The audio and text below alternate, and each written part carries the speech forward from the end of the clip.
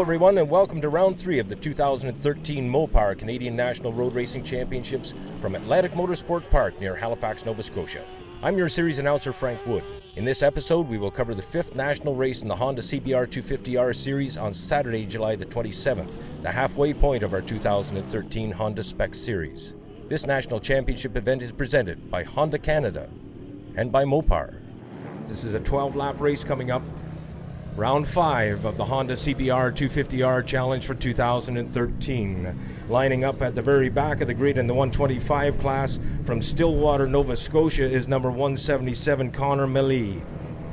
Alongside him from Windsor, Nova Scotia on the number 310 bike is Pemberton, B. Pemberton.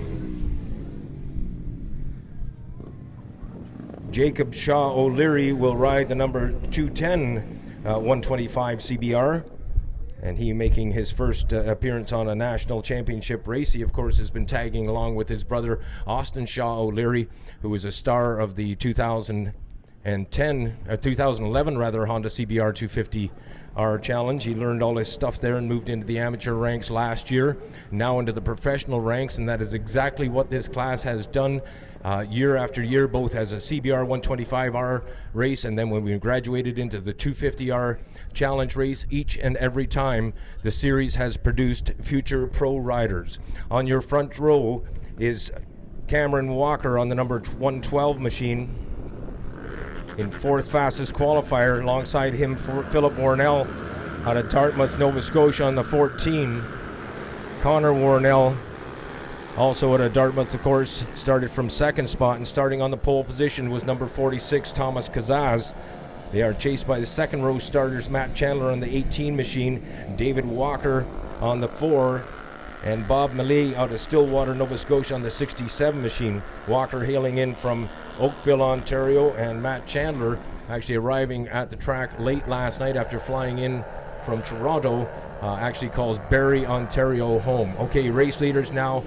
All this action, by the way, is being captured on TV, although from the announcing tower here, we're hard-pressed to identify these riders at this point in time, but we'll catch them as they get onto the roller coaster down the back straightaway. Philip Warnell on the number 14 machine is the rider in the lead, and I believe that is Thomas Kazaz on the number 46 machine running in 2nd spot.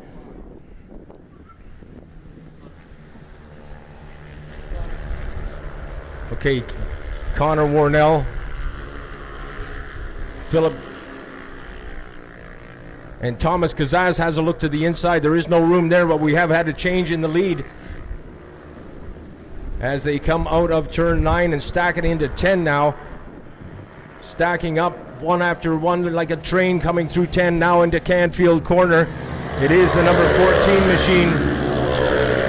It is a number 14 machine of Philip Warnell with Cameron Walker running in 2nd spot and Thomas Kazaz on the number 46 machine holding on to 3rd. Now there looks like some action going on down into turn 1 as the 125s come speeding by the tower stacked up, and I believe Matt Chandler's mixed up in that group as well.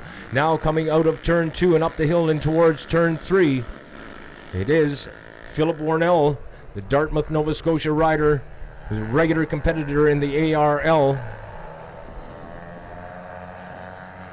Holding on to the lead, Thomas Kazaz, who has 3 national championship wins to his credit thus far this year.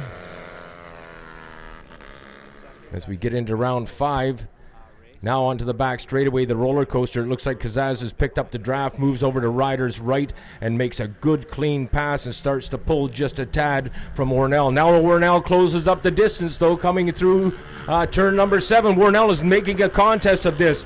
We thought Kazaz might do a little bit of a sprint here. Warnell is taking the lead once more.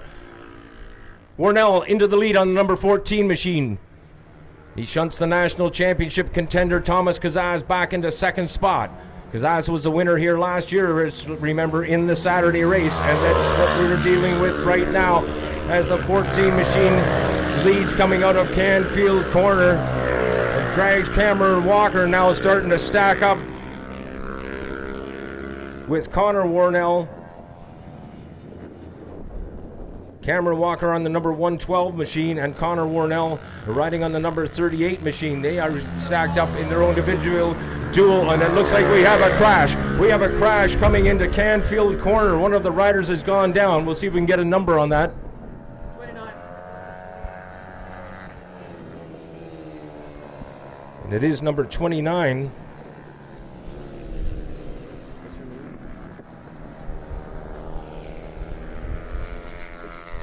As Chelina Bigger identified the local rider, and thank you to Veronica Larson for that. Chelina is up and okay, and right now the track marshal is moving that bike away from the crash scene, but meanwhile up front Thomas Kazaz has retaken the lead. Well, we were distracted with that mishap coming into turn 11. Thomas Kazaz has regained the lead and has moved in front of Warnell and has given himself a bit of a cushion. We remain at a waved yellow at turn number 9. Oh, and Kazaz having a bit of a moment there right between 10 and 11. He brings it out onto the front straightaway, picks up a bit of concrete on the way by. Connor Warnell now has moved into third spot. Cameron Walker on the 112 machine shoves it back into fourth place. Bob Millet is on the number 67 machine.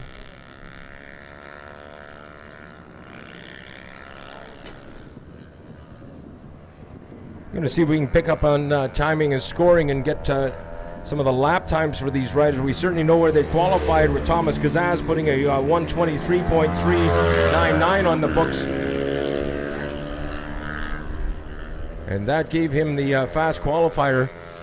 And Kazaz right now circulating the race course at a 1:23.3. Warnell in second spot on the 14. Connor Warnell on the 38 bike running in third spot. It is Philip Warnell in the second spot with the number 14 machine.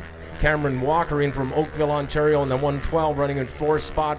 Bob Maley on the 67 and David Walker on the number 4 machine, rounding out your top 6 riders in this contest. Then we have noted Connor Maley, Shaw O'Leary, that's Jacob Shaw O'Leary on the 210 machine, Matt Chandler on the number 18 bike, and Brandon Pemberton on the number 310. Now we noted number 29, Chelina Bigger. Unfortunately, after one completed lap, she was just approaching the completion of her second lap when that mishap occurred, and she took a low side crash coming into turn 11. As we mentioned, the rider is up and okay. David Walker now at his own personal pace, trying to keep up with the kids, running past the tower now down into turn 1, that daunting dive down into the right-hander. And then of course he'll speed off towards that left-hand hook that brings him up. We know it is turn 2. That'll bring them back up the hill again in this rolling 1.9 mile course, 11 turns, a racetrack they call the roller coaster. 4 laps complete now by our race leaders.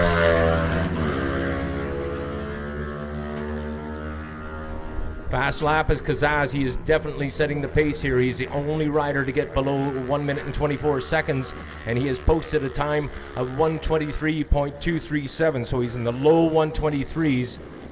Philip Warnell and Connor Warnell running second and third.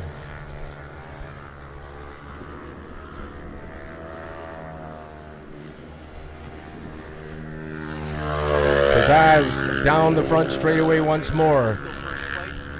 He changed his number to number 46 during the off-season so that he might look something like his hero, Valentino Rossi.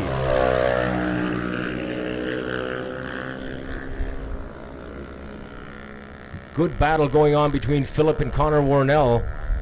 Cameron Walker also mixing it up there. And David Walker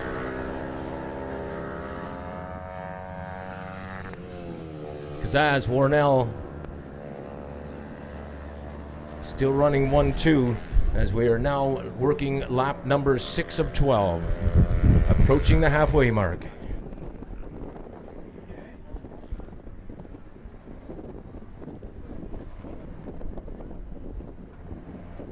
Fitting that we should start our broadcast this weekend with the Honda CBR250R Challenge. Jacob Shaw O'Leary. There's a great personal duel on the go there as Jacob Shaw O'Leary and Connor Maley O'Leary is on the 210 bike and Millie is on the 177 bike, and those boys are really mixing it up out there. Great experience for both riders to be on a national championship racetrack at a national championship event. Halfway flags for Kazaz as he starts working lap number 7. And again, that ongoing duel between Bob Mealy on the 67 machine and number 112 Cameron Walker. Two great races within the race here in Atlantic Motorsport Park, Shubenacadie, Nova Scotia. Meanwhile, on the roller coaster back straightaway, the national champion contender for the 2013 Honda CBR250R Challenge, Thomas Kazaz, still very much in control of this race. The locals cheering on from the tower, this great battle of Shaw O'Leary. This is huge. What a great experience for both of these riders, Shaw O'Leary and Connor Mealy on the 177 machine. And look now as Kazaz comes up on 2 lap riders. They get the halfway mark, but Kazaz has now put a lap between them, and Kazaz dives down into turn 1. Lots of room there as he moves cleanly to the inside. No incidents, no awkwardness at all. He is smooth as silk. Now he peels off through turn 2 and begins his charge up the hill. A rather lonely ride by the number 46 fast boy from Peterborough, Ontario. The Peterborough Cycle Salvage sponsored Honda CBR 250.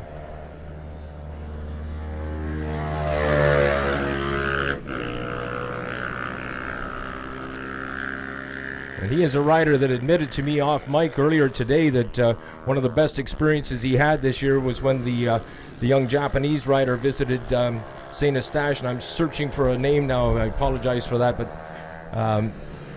when that rider visited St. Eustache and absolutely demolished the lap record for 250s. He was over 2 seconds a lap faster than the existing lap record. Kazaz now charging in. Oh, that was close. Kazaz came in on 2 lap riders going into turn number 8. And he couldn't quite get it done on the inside of that turn, so he swings around the outside and cleanly gets by. And what a nice move. And it is Jacob Shaw O'Leary and Mealy that's got a view of that one. This is what I was talking about when I said this is a great experience for these kids, because they just got a chance to see one of the fastest riders in Honda CBR 250, Connor Warnell, riding on a race of his own now as he split away from that duel he had with Philip Warnell. Now he is solidly in chase after Thomas Kazaz. Kazaz, however, is in a bit of a zone of his own, and also consider the fact that Thomas Kazaz on the 46 machine has a couple of lappers now between himself and those who pursue. So Warnell's job is really cut out for him now. He's got to make up that time if possible, because Kazaz seems to be absolutely faultless thus far in this contest. So he's got to make up that time if possible. And secondly, of course, he may have to deal with some slower riders at an awkward point in the racetrack. Keep that thought in mind as the riders come down on the roller coaster. First of all, Kazaz, and this duel between Jacob Shaw O'Leary and Mealy is the one we're watching, because it is Warnell that's coming up on them, and they are approaching. This is exactly what we were talking about here. They're going through 8, Warnell cleanly around them. What a beauty move. Takes the inside line going into 8. Nicely done.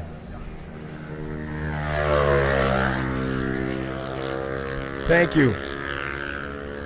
Hikari Okubo was the rider who was at St. Eustache and gave our riders a lesson in riding. Look at this now, as the number 14 machine catching up to the 2 lappers as well. Connor Warnell got around them, as we noted, and Philip Warnell got them on the drive coming out of turn 11 down the front straightaway. A wonderful duel, Bob Mealy and Cameron Walker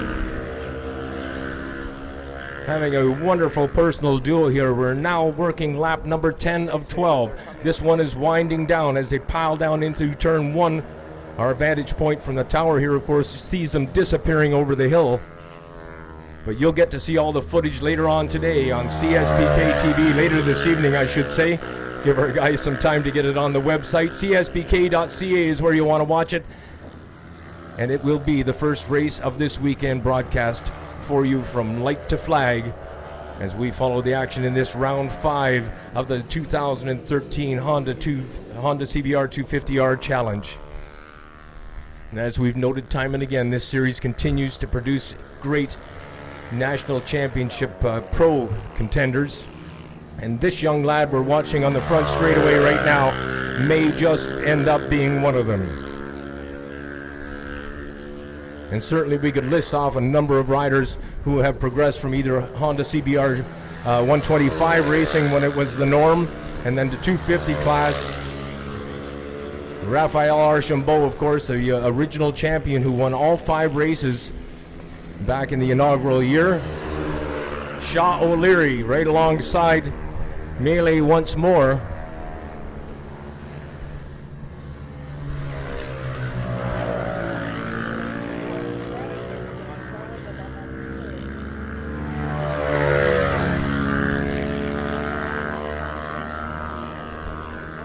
Great, good point. Yeah.